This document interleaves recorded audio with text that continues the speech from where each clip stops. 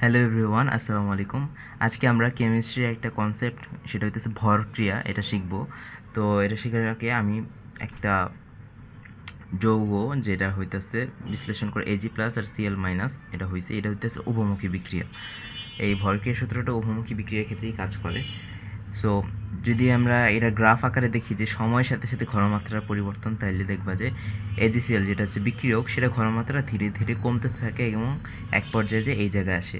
আর যে উৎপাদ, সেটার ঘনমাত্রা একসময় কম ছিল, সেখানে বাড়তে বাড়তে বাড়তে এক সময় যে এই জায়গায় আসে।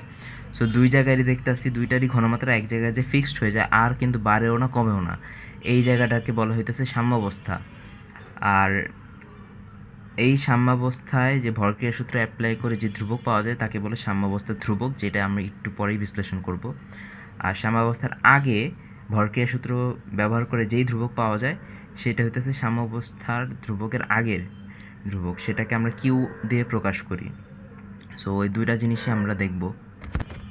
সো এজিসিএল এর যে সম্মুখমুখী বিক্রিয়া হবে তাকে বলে আমরা হচ্ছে ফরওয়ার্ড ডিরেকশন। সো এটাকে আমরা ভরক্রিয়া সূত্রে বলা হয়েছে যে এই উভমুখী বিক্রিয়ায় কোনো একটা মানে বিক্রিয়ক থেকে যদি উৎপাদে পরিণত হয়, তার যেই রেট বা তার যেই বেগ, সেটা হইতাছে ডিপেন্ড করে তোমার হইতাছে সেই বিক্রিয়কের ঘনমাত্রার ওপর বা বিক্রিয়কের সক্রিয় ভরের উপর। সক্রিয় ভর ঘনমাত্রাও হয় আর আংশিক চাপও হয়, আপাতত ঘনমাত্রাতে দেখাইতেছি। তো এই এজিসিএল যদি সামনে যায়, এজি প্লাস আর সিএল মাইনাস উৎপন্ন করবে, তাহলে এই এজিসিএল এর যেই ফরওয়ার্ড ডিরেকশন সেটার রেট কত হবে, সেটা রেট হবে এজিসিএল এর ঘনমাত্রার সমানুপাতিক। তো সমানুপাতিক উঠাইতে আমরা এই ধ্রুবককে সাইনটা ইউজ করছি। সেম এজি প্লাস আর সিএল মাইনাস এটা যদি ব্যাকওয়ার্ডে যায়, তাহলে এটার যে রিয়েকশন হবে, ব্যাকওয়ার্ডের রিয়েকশনের রেট, সেটা হইতাছে সেটার বিক্রিয়ক, অর্থাৎ ব্যাকওয়ার্ডের ক্ষেত্রে এটাই তো বিক্রিয়ক। এটা যদি এখান থেকে এটাতে উৎপন্ন হয়, তাহলে এটা হবে বিক্রিয়ক। সো এই বিক্রিয়কের ঘনমাত্রার সমানুপাতিক উঠাইতে আমরা কে ইউজ করছি। সো এখন যদি আমরা জানি যেহেতু উভমুখী বিক্রিয়ায় সাম্যাবস্থায় যদি আসে, তাহলে সম্মুখমুখী বিক্রিয়া আর পশ্চাৎমুখী বিক্রিয়ার হার সমান, তাহলে ওদিক থেকে আমরা ধ্রুবক পাই হচ্ছে উপরে থাকবে উৎপাদের ঘনমাত্রার গুণফল, নিচে থাকবে বিক্রিয়কের ঘনমাত্রার গুণফল। এটা কি আর কি সাম্যাবস্থার ধ্রুবক বলে, যেটা হইতেছে ভরক্রিয়া সূত্র থেকে আসছে। ভরক্রিয়া সূত্রটা হইতাছে যে যখন উভমুখী বিক্রিয়ার যে রেটটা ডিপেন্ড করে যে যেই সম্মুখমুখী থেকে যে বাম থেকে ডানে যে যাবে বা ডান থেকে বামে যাবে, এটা যে রেট বা বেগ, সেটা ডিপেন্ড করে হইতেছে ওই বিক্রিয়কের ঘনমাত্রার গুণফলের উপর।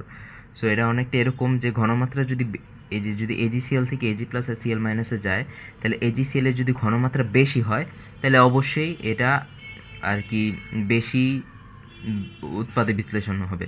আবার এজি প্লাস আর সিএল মাইনাস যদি বেশি হয়, তাহলে অবশ্যই এটা এজিসিএল এর উৎপাদন বেশি হবে, কারণ এটা ঘনমাত্রা বেশি। সো এটা আর কি কমন সেন্স থেকে আর কি এই ভরক্রিয়া সূত্রটা আসছে, যেটা হইতাছে একটা কোনো রিয়াকশনের এটা একটা হচ্ছে বৈশিষ্ট্য। এটা কোনো কিছু আলাদাভাবে তৈরি করা হয়নি, এটা একটা বৈশিষ্ট্য, সেটারই আর কি সাম্য ধ্রুবক আকারে প্রকাশ করছে। এখন এটা কেন আমাদের শেখা জরুরি, কারণ হইতাছে আমরা যদি একটা বিক্রিয়া সাম্যাবস্থায় আছে, মানে একটা উভমুখী বিক্রিয়া, কিন্তু এটা সাম্যাবস্থায় আছে নাকি নাই এটা যদি জানতে চাই, তারপর সাম্যাবস্থায় যদি থাকে তাহলে সেটা কতটুকু উৎপাদে পরিণত হয়েছে বা উৎপাদ কতটুকু বিক্রিয়কে পরিণত হয়েছে, এই সকল জিনিস বুঝতে হইলে আমাদের আর কি এই ভরক্রিয়া সূত্রটা বুঝতে হবে। সো যেমন যেমন যদি আমরা দেখি যে এজিসিএল এর ব্যাপারটা, এজিসিএল এর গ্রাফ থেকে আমরা দেখতে পারি যে এজিসিএল এর যে ঘনমাত্রা সেটা ধীরে ধীরে কমছে, এজি প্লাস আর সিএল মাইনাসের ঘনমাত্রা এটা ধীরে ধীরে বাড়ছে, কিন্তু এক পর্যায়ে রেট সেম হয়ে গেছে। তো এই সেমটা হয়েছে সাম্যাবস্থার ধ্রুবক, যেটা আমরা মাত্র দেখাইলাম। কিন্তু সাম্যাবস্থার আসার আগে যখন একদম শুরুতে ছিল, তখন কিন্তু এজিসিএল এর ঘনমাত্রা এক ধরনের ছিল, এজি প্লাস সিএল মাইনাসের ঘনমাত্রা এক ধরনের ছিল, দুটো কিন্তু সেম ছিল না।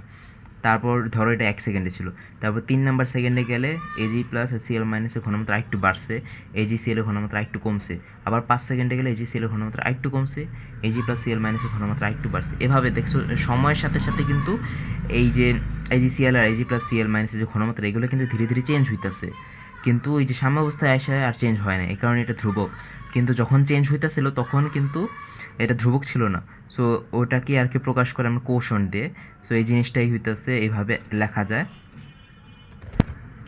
এখন এই যে কোশন্ট, এটা কিন্তু কোনো ধ্রুবক না, এটা হচ্ছে ধরো 1 সেকেন্ডে এক ধরনের মান আসবে, 3 সেকেন্ডে এক ধরনের মান আসবে, এটা ধ্রুবক না।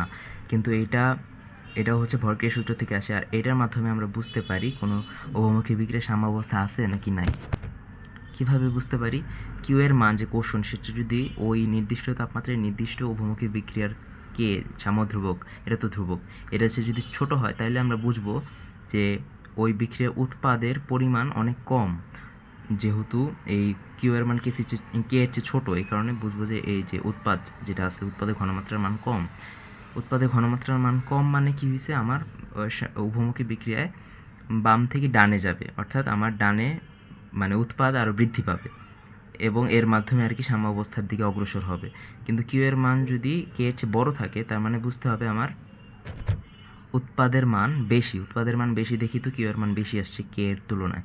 যেহেতু বেশি আসছে এই কারণে উৎপাদে বেশি, যেহেতু বেশি তাহলে আমার বিক্রিয়কে আর কি এটা প্রশমিত করবে, এই কারণে আমার বিক্রিয়কের মান বাড়বে এবং এইভাবে আমার সাম্যাবস্থা মানে বিক্রিয়াটা ডান থেকে বামে আসবে এবং এটা সাম্যাবস্থায় আসার চেষ্টা করবে। এর মাধ্যমে আমরা কোশন্টের মাধ্যমে, যেটা হচ্ছে ভরক্রিয়া সূত্র থেকে পেয়েছি, সেটার মাধ্যমে আমরা দেখতে পারি যে রাসায়নিক সাম্যাবস্থায় আসছে নাকি আসে নাই।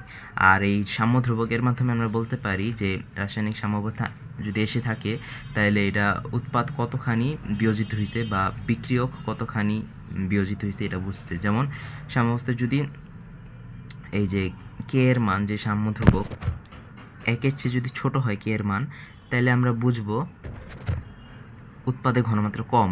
যেহেতু উৎপাদের ঘনমাত্রা কম, তার মানে আমরা বুঝবো যে ওই রাসায়নিক বিক্রিয়ায় বিক্রিয়ক থেকে খুব বেশি পরিমাণ আর কি উৎপাদে পরিণত হয় নাই।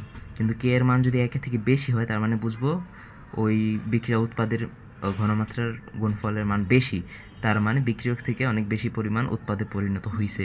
তো রাসায়নিক বিক্রিয়া যে সাম্যাবস্থায় আছে, উভমুখী বিক্রিয়াটা যে সাম্যাবস্থায় আছে, তখনও সেই বিক্রিয়ক থেকে কতখানি উৎপাদে পরিণত হইলো বা উৎপাদ থেকে কতখানি বিক্রিয়কে আসলো, এটাও নির্ণয় করতে আমার সাম্যধ্রুবকটা ব্যবহার হইতেছে। এর মাধ্যমে আমরা ভরক্রিয়া সূত্র ব্যবহার করে এই ধরনের জিনিসপাতি আমরা বিশ্লেষণ করতে পারি। তো আশা করি ভরক্রিয়া সূত্রটা কিভাবে কি কাজ করে সব বুঝতে পারছো। ধন্যবাদ সবাইকে।